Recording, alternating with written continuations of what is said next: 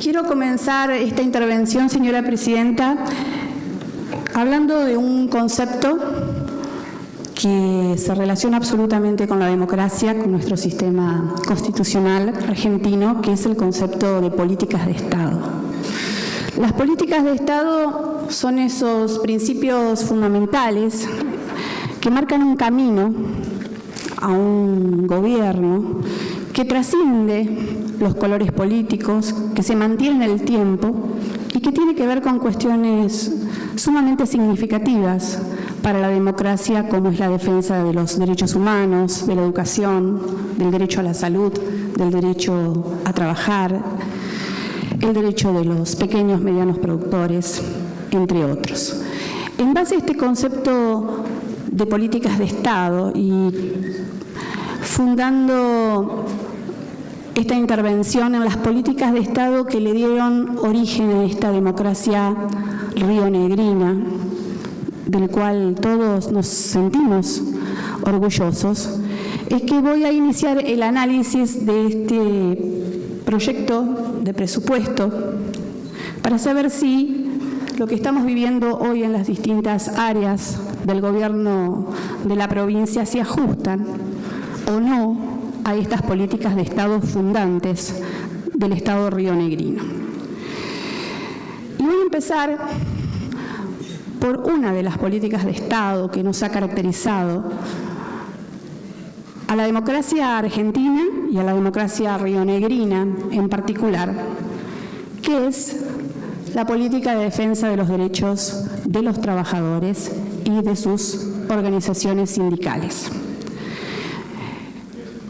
No podemos seguir transcurriendo los minutos o las horas de esta sesión sin manifestar un enérgico repudio a la reforma laboral que se está discutiendo y cuya sanción puede llegar a ser inminente en las próximas horas en el Congreso de la Nación.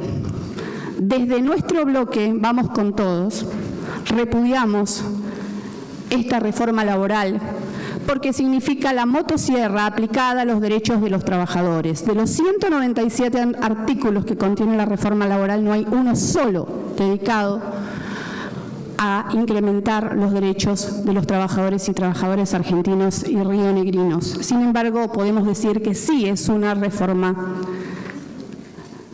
que beneficia al empresariado y perjudica a las provincias por el impacto fiscal que tiene indudablemente en los recursos coparticipables. Pero esta reforma laboral, señora presidenta, que la justicia, el Poder Judicial argentino, ha declarado inconstitucional, sobre todo en aquel decreto 70-2023, en el capítulo dedicado a la reforma laboral está declarado inconstitucional y hoy esto se está debatiendo en la Corte Suprema de Justicia de la Nación. Tiene su basamento en el Pacto de Mayo. Ese Pacto de Mayo que firmaron muchos gobernadores, entre ellos el gobernador Alberto Breltinec, donde uno de los puntos fundamentales es, entre comillas, garantizar el superávit fiscal innegociable y producir un 25% de rebaja del 25% del Producto Bruto Interno del gasto público, llevando a los límites históricos, el más bajo de la historia. Por supuesto que para lograr ese objetivo, hoy nos encontramos con la reforma laboral, con la reforma de la Ley de Protección de Glaciares, con la eliminación de la Ley de Protección de Tierras Rurales, todas leyes que han surgido del debate y de la lucha y de la participación ciudadana.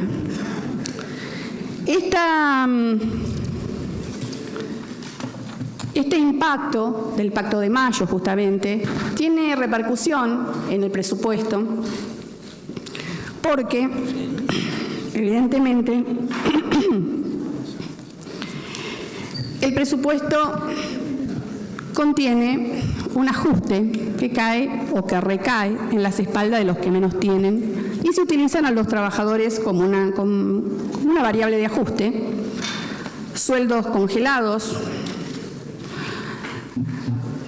Un enfermero, por ejemplo, profesional con título universitario, en una recorrida que hice por el Hospital Sati nos contaba que percibía 980.000 pesos por 8 horas de trabajo, 980.000 pesos, y que haciendo guardias adicionales sumaba 55.000 pesos más. ¿Quién vive hoy con menos de 1 millón de pesos si tenemos a trabajadores y trabajadoras en Río Negro con estos sueldos bajo la línea de pobreza? Sumado a esto, la falta de trabajadores en sectores claves, como es el caso de la salud, una falta de recomposición salarial, porque los incrementos, como lo han denunciado varios sindicatos, son incrementos nominales que evidentemente no impactan en el bolsillo de los trabajadores y provocan un empobrecimiento de quienes sostienen servicios esenciales. Por eso, desde varios sindicatos, entre ellos la UNTER, se está convocando, se está pidiendo que el gobierno en realidad convoque nuevamente a paritarias para ajustar el valor del salario. Este presupuesto contiene partidas destinadas al pago de deudas, pero no relacionadas con mejorar las condiciones de vida de los trabajadores y trabajadoras públicos.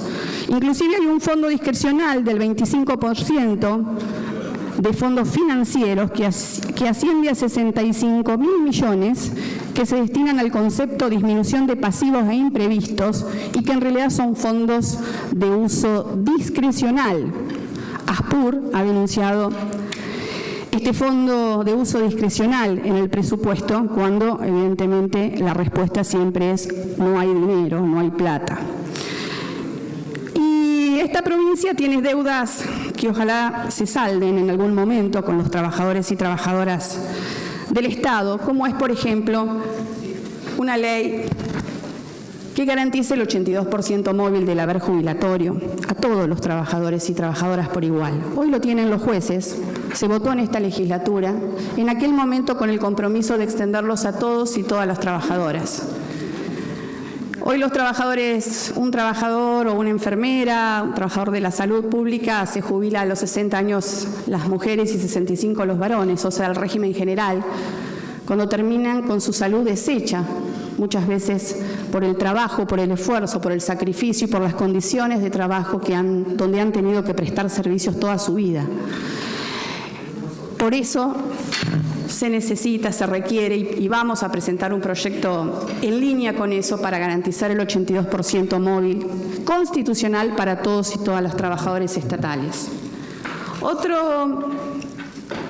Otra de las políticas de Estado, señora Presidenta, y que esta provincia siempre ha defendido, es el federalismo.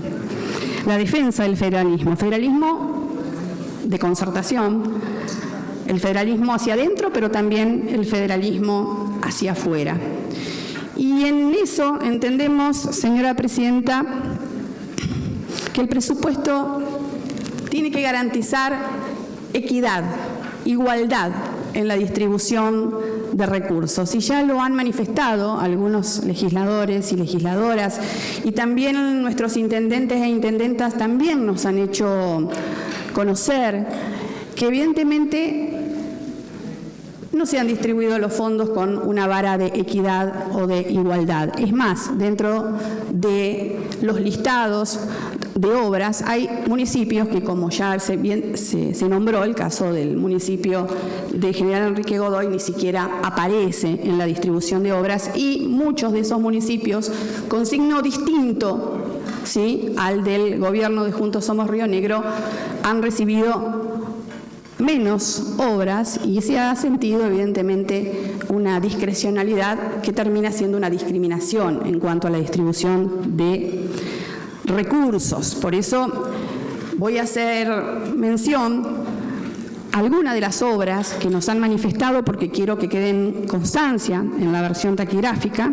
Volviendo a General Enrique Godoy, obras de vías de acceso que estaban en el presupuesto anterior y que no se han cumplido y que necesitamos que que esto se cumpla, también obras de pavimento que ya fueron informadas, en el caso de Cervantes, el proyecto de habilitación de obras eléctricas en el loteo de ampliación Central Cervantes, en el caso de Lamarque,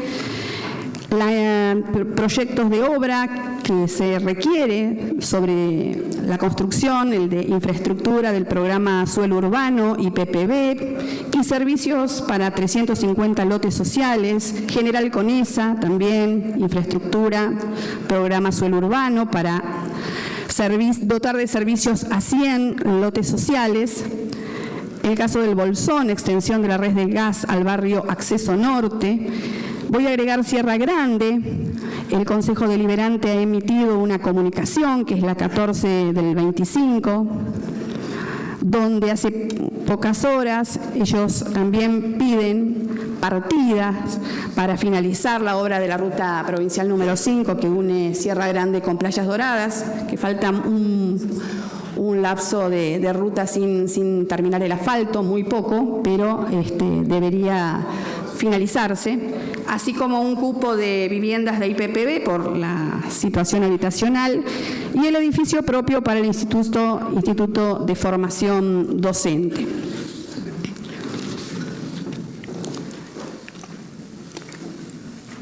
La tercera política de Estado a la cual quiero hacer referencia es la defensa de la educación pública como política de Estado en Río Negro. Se habló ya en repetidas oportunidades, pero yo me quiero remitir a que en caso de educación también el hilo se corta por lo más delgado. No es la primera vez que lo denunciamos, lo venimos haciendo, inclusive hemos presentado un proyecto de ley al respecto por la situación que están sufriendo las escuelas rurales en la provincia de Río Negro, y lamento que se haya retirado la ministra de Educación, porque sí, señora presidenta, la educación rural ha sido política de Estado en esta provincia de Río Negro. ¿Pero qué sucede? Con el argumento de que no hay matrícula, de que hay un niño, hay 2 niños, ¿para qué vamos a tener una escuela de pie, abierta, la escuela pública?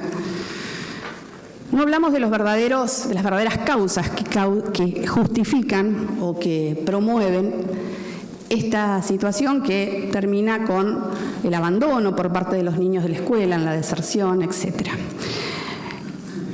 ¿Qué es la falta de oportunidades, de planificación que promuevan el poblamiento de la zona rural de la provincia de Río Negro? Entonces, durante 2 años, puntualmente voy a hablar, año 2024 y el presente año 2025, se produjo un proceso de cierre de escuelas rurales, o el cierre total de las residencias rurales, o residencias que pasaron de ser residencias a escuelas. Y como todos conocemos las características de la zona rural en Río Negro, un niño que vive a 40 kilómetros de la escuela quizá no tiene un papá o una mamá que tenga la suerte de tener un vehículo para trasladarlo todos los días, ida y vuelta. Entonces ese niño pierde el derecho, el ejercicio al derecho humano a la educación. Entonces, voy a nombrar, sí, el cierre total o parcial, ya en el año 2019, del establecimiento escolar en Colonia Josefa, en el 2016 en Ramos Mejía, en el Cuy en el 2016 también, en Arroyo Tembrano en el 2017, en Caupunilleu en el 2019, el Pilquinilleu de Limay en el 2024, en Conanilleu, en Balcheta 2024, Arroyo Los Berros 2025, El Caín 2025, Colanconue 2025, Mencue 2025, Mamuel Choique 2025, Residencia de Sierra Colorada, cierre 2025. Y ahora, hace pocas horas me avisan los maestros de la residencia de Nahuel Nilleu que se va a cerrar la escuela y la residencia. A pesar de que esta legislatura ha declarado de interés varios proyectos de los niños que van a esa escuela. Y no es un tema menor en la discusión de este presupuesto, porque la educación en Río Negro tiene una base fundamental en la cual debe regirse, que es la igualdad. No hay ciudadanos ni de primera ni de segunda en ningún derecho humano, y menos en el derecho humano a la educación. Hace pocos días, señora presidenta, no sé si usted tendrá conocimiento, los legisladores y legisladoras que están aquí, hubo un accidente muy grave. Se dio vuelta un vehículo trasladando a 3 niños y a 2 docentes pertenecientes a la escuela de Río Chico Abajo, por el estado de los caminos y por no contar con transporte escolar. Van en un auto particular y por el estado del camino se dio vuelta completamente. Creo que eso también debemos preverlo cuando hablamos de presupuesto para la educación. La escuela 26 de Sierra Grande, recién se hablaba la miembro informante de las escuelas que son destinadas sobre todo a la gente grande, a los adultos que quieren seguir estudiando y que debemos apoyarlo con todas las herramientas posibles para que lo hagan, para mantenerlo dentro del sistema educativo, o los jóvenes. Esa escuela en Sierra Grande tiene casi 200 alumnos, no tiene una sola computadora. Se hacen talleres, no hay insumos para los talleres. Y por último, señora presidenta, voy a hacer mención a la necesidad de que sí la provincia va a tener que salir a reemplazar al Estado Nacional, sobre todo en el mantenimiento de las escuelas técnicas.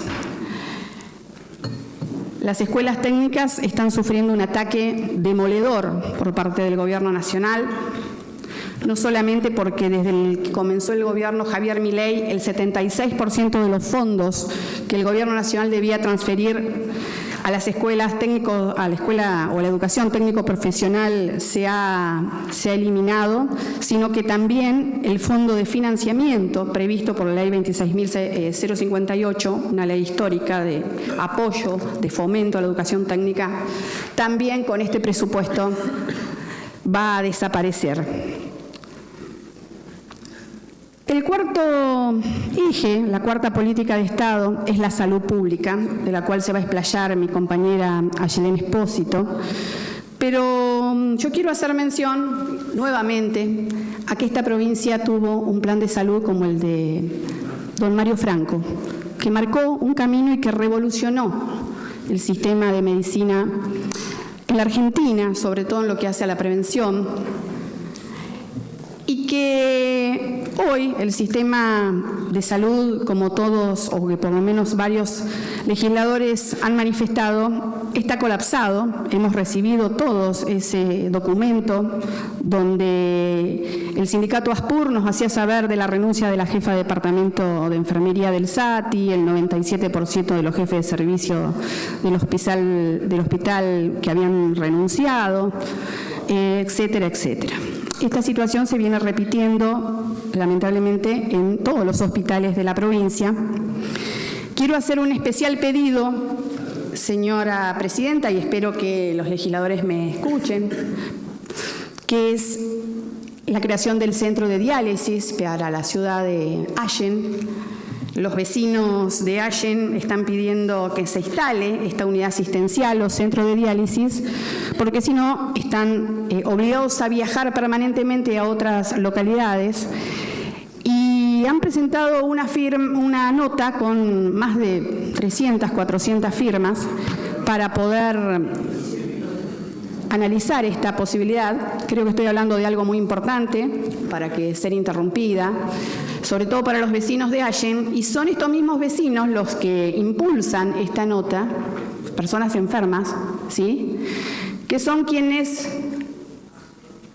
padecen en los barrios en los cuales viven de la falta de gas o la falta de agua potable, como es el caso del barrio Costa Blanco de la localidad de Allen, estando a pocos metros de una de las explotaciones hidrocarburíferas más significativas de la provincia. O sea, le dan gas a miles de usuarios, pero ellos no tienen gas. Se da esta contradicción en una provincia donde la base constitucional de construcción de políticas públicas es la igualdad.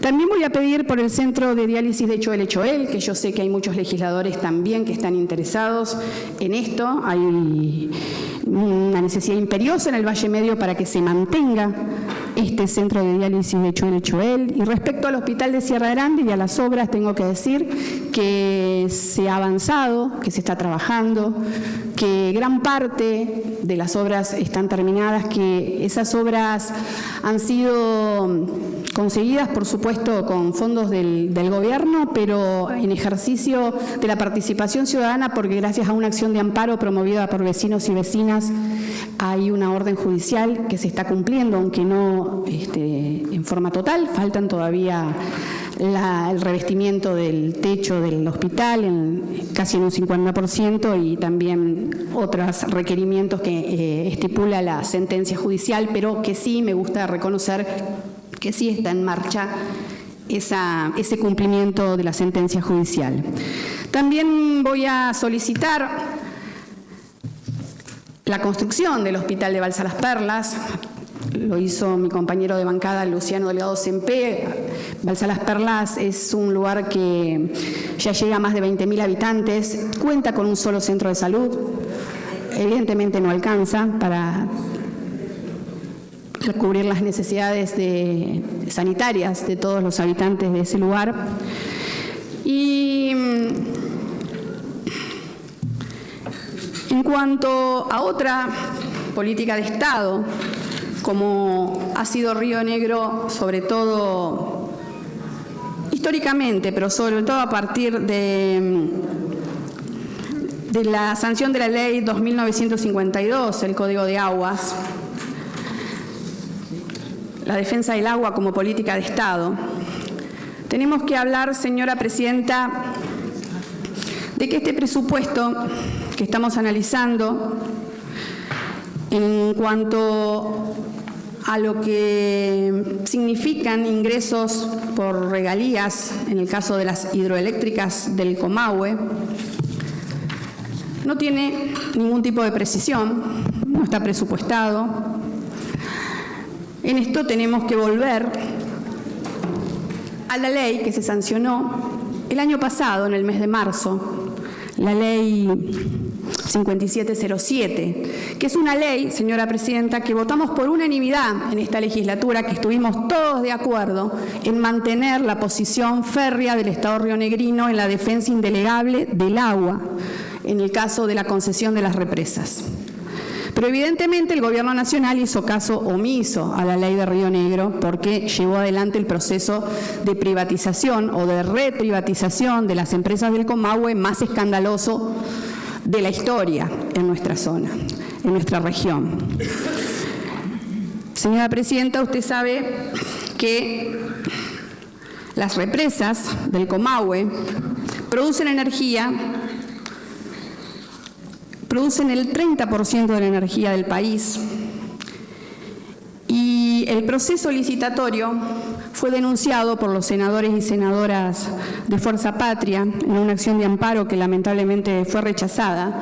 Pero esto no quiere decir, señora Presidenta, que el fiscal de Estado de la provincia de Río Negro se quede de brazos cruzados. Por el contrario, tiene que hacer valer la ley que votamos en esta legislatura, donde declaramos la atribución indelegable de la provincia de Río Negro en el manejo de las represas, que inclusive establecía que las concesiones a los concesionarios que ya están con nombre y apellido y son empresarios amigos del gobierno de Javier Milei, las concesiones las debió haber dado el Departamento Provincial de Agua. Y también recordemos que había, de acuerdo a esa ley, estipulado un 20% coparticipable a los municipios. Por lo tanto, si nosotros cedemos nuestras facultades soberanas y no hacemos cumplir nuestra propia ley, que aprobamos el año pasado, también vamos a estar perjudicando a los municipios.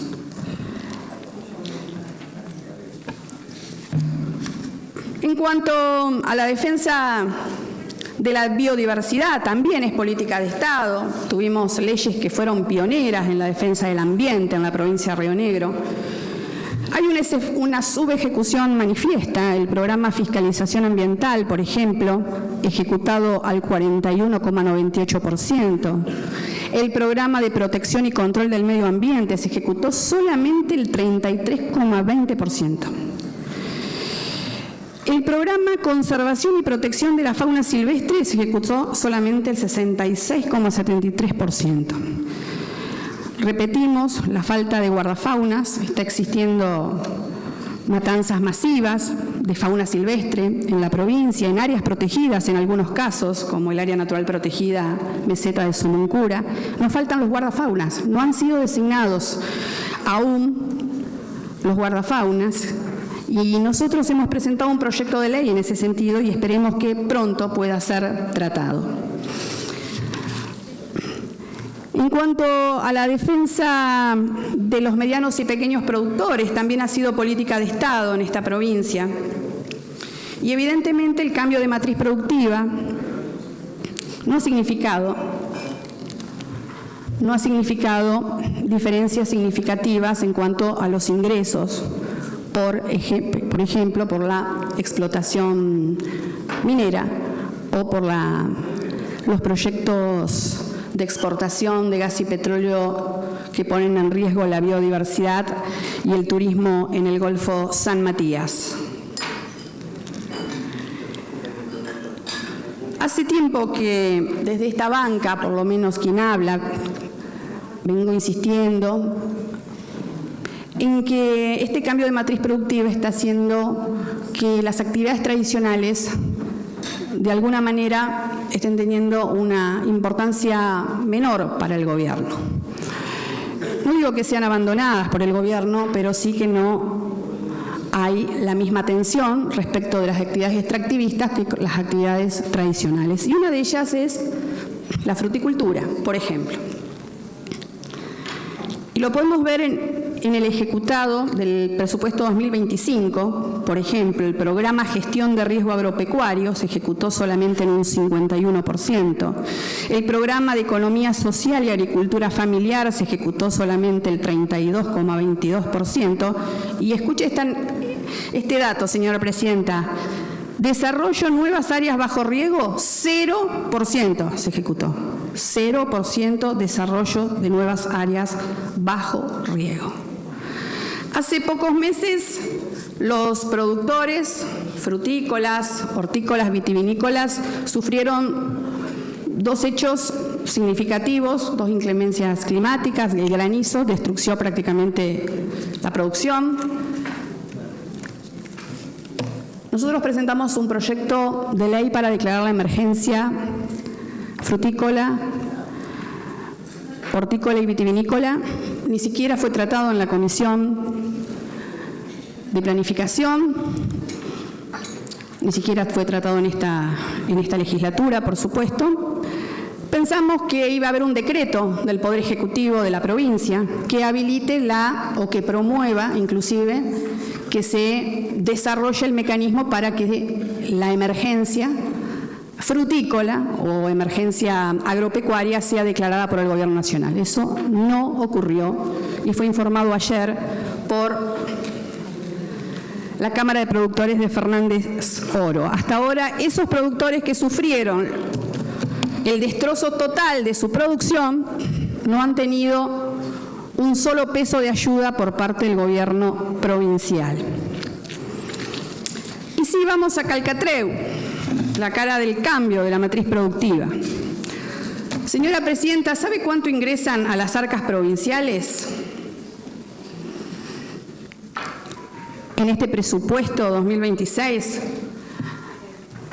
Con la puesta en marcha del primer proyecto megaminero a cielo abierto con uso de cianuro en Río Negro, ¿sabe cuánto ingresan? $4 millones anuales. Cuando ya el gobierno había anticipado que iba a recaudar 20 millones al año. Bueno, ahora ingresan 4. Pero con una producción estimada en 2.500 toneladas de material minero por día. Es más, el mismo presupuesto dice a partir de 2026. Y Hicimos el siguiente cálculo. Si tenemos que el valor tonelada métrica de oro hoy en el mercado internacional, según fuentes confiables que se las puedo suministrar, es de $139.168 aproximadamente, tenemos la siguiente conclusión, que por día, las empresas se estarían llevando 350 millones de dólares por día y a nosotros nos están dejando 4 millones por año. Si esto no es despojo, si esto no es saqueo, señora presidenta, ¿de qué estamos hablando? Cuando estamos haciendo mención a un proyecto que tiene una vida útil de 5 años y que genera latentes peligro de contaminación, sobre todo por el uso del cianuro y la posibilidad de drenajes ácidos que terminen de contaminar el agua. Y como si eso fuera poco, hace pocos días el DPA autorizó 3 nuevos pozos de agua para la minera, no para la gente, para la minera. Es más, el Consejo Deliberante de Ingeniero Jacobasi dijo que ellos no iban a ser cómplices de esta situación porque estos pozos de agua ponían en riesgo, por supuesto, el agua destinada al consumo de la población de Ingeniero Jacobasi y de la zona.